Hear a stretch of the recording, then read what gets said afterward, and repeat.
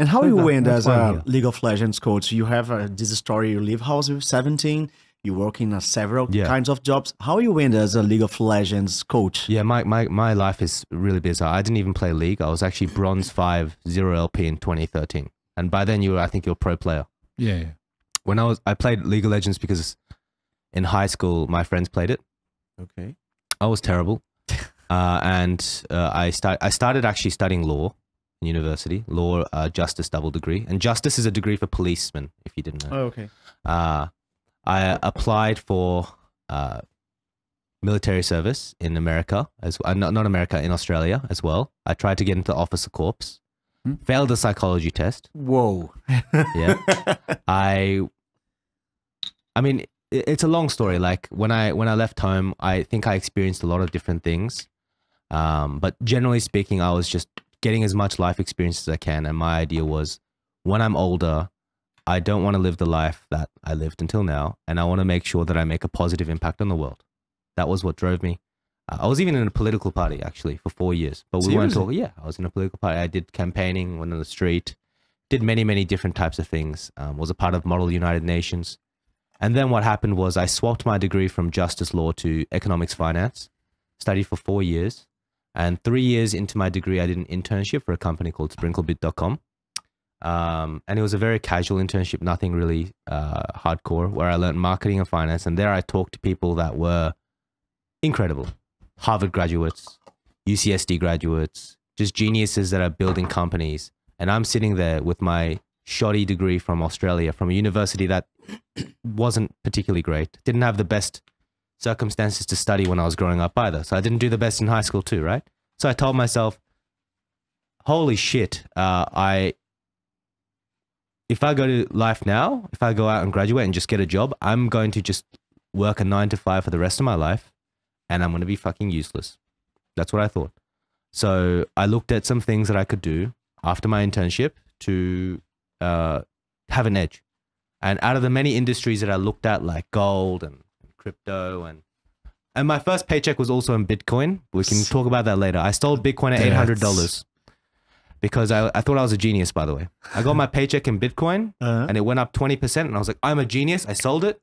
And then like 2 years later, it was like, oh, you can be rich now. You're very smart. Anyway, I'm not very smart. I'm not very smart. And selling was smart, but not. In that time, it's a smart move. Caralho. That's what we say. Caralho. Totally. Anyway, so I looked and it was esports. That's what I came down to. You know, I was just a student. That was what? Which year was that? 2018. Okay.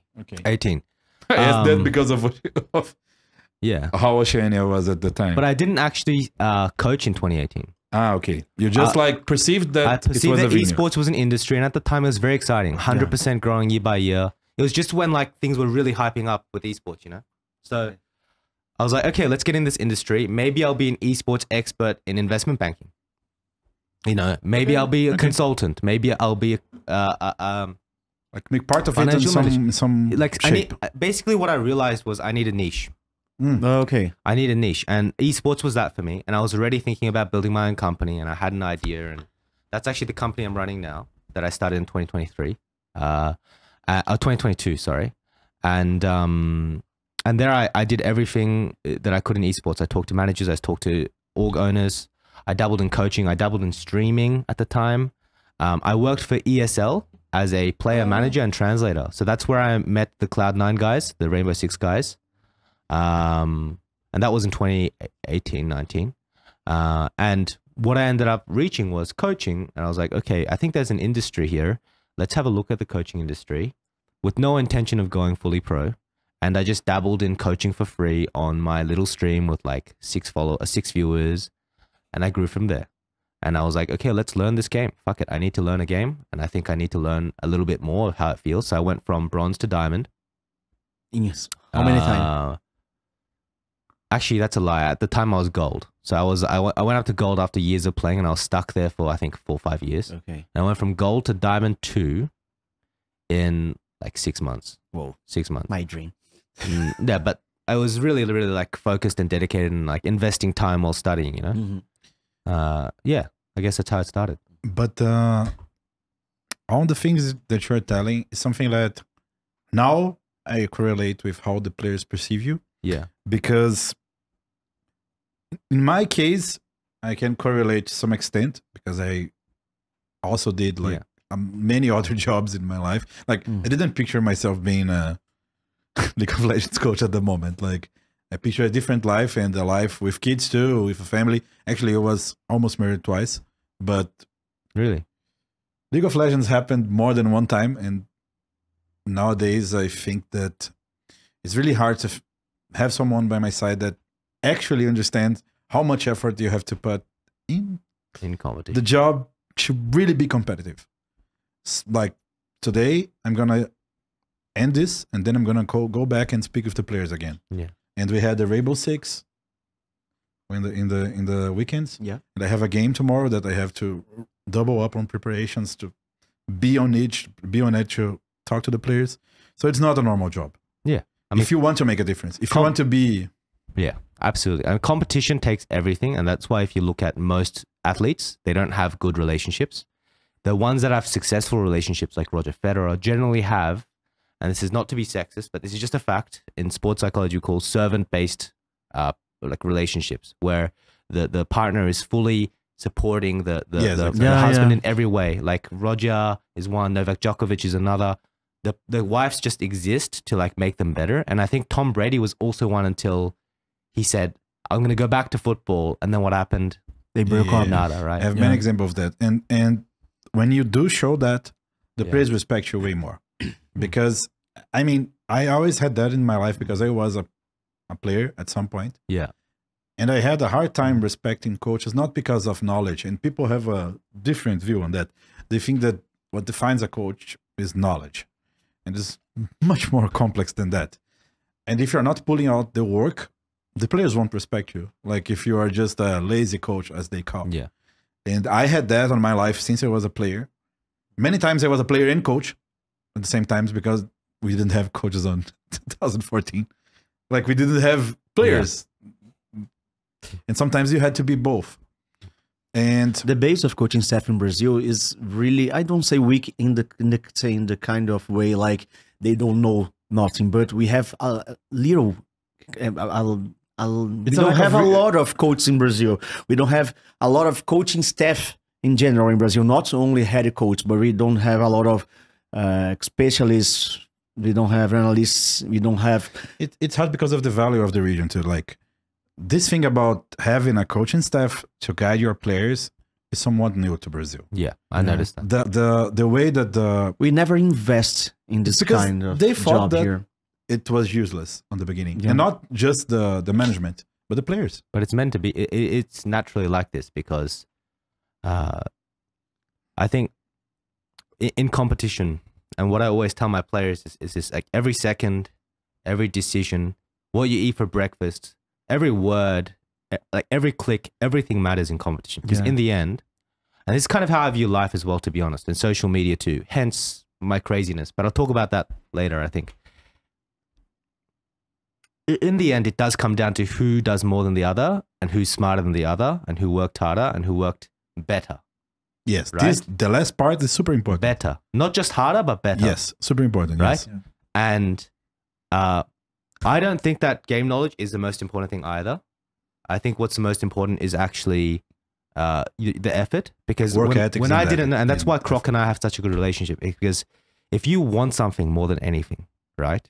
I really believe this. If you want something more than anything, you will learn that skill. I didn't know anything and I learned quickly. And I learned quickly because I wanted it more than anything. I played more than the players. I pestered players until I learned matchups. And then I built the skill set from there. And that's very, very hard to see in the esports industry. So yeah, I agree with you. I say we have a few really athletes here in Brazil. We have a lot of exemplary ones. Pro players. I put them in different kinds of shelters, you know. One is a pro player. He's a guy who goes there, play a game, enjoy his status, enjoy the salary, enjoy the fame. Yeah. And the other, the athlete, he give everything to the game. Exactly. Here in Brazil, I see we have a few of that. Seeing this below, you feel we have a lot of athletes here in Brazil? No. Or not? No way. Yeah. No. I know like a few. For example, one guy that stands out for me is I really like Karaoke.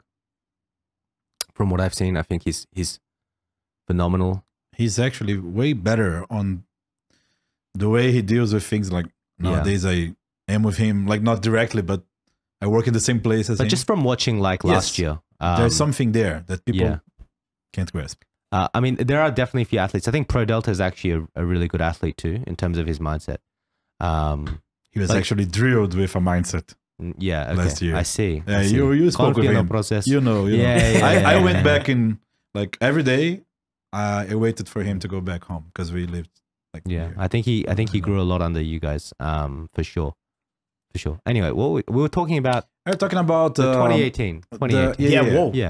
We drive a lot. This is part of the so case. basically how my coaching started was from a nobody that didn't know anything to, once again, I said I always had that drive to like do things properly. So I read up on traditional education because I was not particularly smart in school. I didn't pay attention in class and I didn't have the best environment to study and I didn't put the effort in. So I was like, okay, how do you learn properly? That's the first thing I did. And I wrote an article. I don't know if you know this, Shappy, but I wrote an article on Reddit and it's deleted now, but on like how to use traditional education paradigms and like ideas from journals, like papers, into League of Legends. And the person that tweeted that, and I didn't have Twitter at the time, was Mark Merrill, who is Tryndamere, the founder, the guy that made League of Legends. The owner of League of Legends. So I was like, fuck it. I don't miss an opportunity. I made Twitter. I had like 25 followers. I messaged Mark Merrill, do you want coaching? And I didn't know shit about the game. I was so shit at my job. I was so shit. And he said yes. So I coached Mark Merrill as my first professional paid job in front of 450 people. This is how I started coaching. That's amazing, seriously. This is how I started esports. No, really, like a lot of that's still documented. You coached him on Tryndamere? No, I coached him on Olaf and he was... it's the same vibe. It's better than Tryndamere. He was okay. I think he was like platinum at the time. He's like solid guy, you know? He's like not bad at the time, you know? I think he was better than me. Like, whoa, I don't know what I was doing. Platinum is a great team. And that's where I got a little bit of traction. And then I started coaching a bunch of like oceanic people. I moved my way up as like a casual thing, you know, every day. I'd set aside 3-4 hours. I'd teach gold and platinum. And then it got to the stage where I started coaching challenger players. Didn't do a great job, but they apparently thought I did because coaching there is also really, really shit, you know, in Oceania. And sometimes you don't need to be way better to make someone reflect on their actions. So. Yeah, exactly. It's just like the way you think, you know? Yes. And then they were like, this guy's good. And then the rumor spread and I got my first professional gig. So I was like, fuck it. I dropped university. I said, I'll give myself 1 year to succeed. I know Oceania is doomed because the first thing I did was market research. Same reason I came to Brazil, right? What is succeed for you? Succeed because 1 year is related. Like succeed is like I need to be out of the region. Okay. Okay. This was this. I need to not be in Oceania because I'm a business guy. I knew that it was not feasible for me to be in Oceania. I knew that the region was doomed. Okay. Right? I think Brazil is different, but I thought Oceania was doomed even back in 2019, 2018. So I was like, 1 year to get out and go to America or Europe. And I did. So that's why I'm still coaching to this day. We lost the summer. Croc got gastritis. He was really, really, really sick. It was the worst year in every way. When I first came there, we didn't have an office. We had an Airbnb with 3 rooms. Croc didn't have his visa until 3 days before the tournament, so we didn't scrim. There's a lot of things that happened. And I slept on a tilted couch because we didn't have a bed for like 2 weeks. We scrimmed out of an internet cafe with a sub. It was like the worst ever in every way. And we went 10-0 or 9-0. And then we ended second, 19-4 or something like that. But I didn't do much strategically. It was just mindset, right? So then I was like, okay, I can be better than everyone else here because I think everyone else is like tremendously terrible at what they do. And then I got an opportunity to go to the Golden Guardians Academy at the time. And the head coach there was, you know, transphobic, homophobic, a lot of things. This is I don't remember that. Yeah, I can't really talk about it. I spoke up. I'm not going to talk more in details. Yeah. He got fired, but I got fired for trying to get him fired. First, You are fired because you're trying, to get Yeah, him fired. because he found out. and then we got fired already. And then I got fired, and then he got fired because a player lost his shit at him. And then I was out of a job. So I went back to Oceania. I was building a coaching system for Direwolves. I was actually not the head coach. The league PD is wrong there. I was like head of coaching staff. I was training the coaches for a few months. And the idea was I would find a European gig. Then I volunteered for a team called Crazy for like 2 weeks because their head coach was also incredible, like in every negative way possible. Then I got my job at Vitality B. That's what happened, you know? Yeah. And so when I first came to France in Vitality B, I was like, I'm going to stay in this team forever.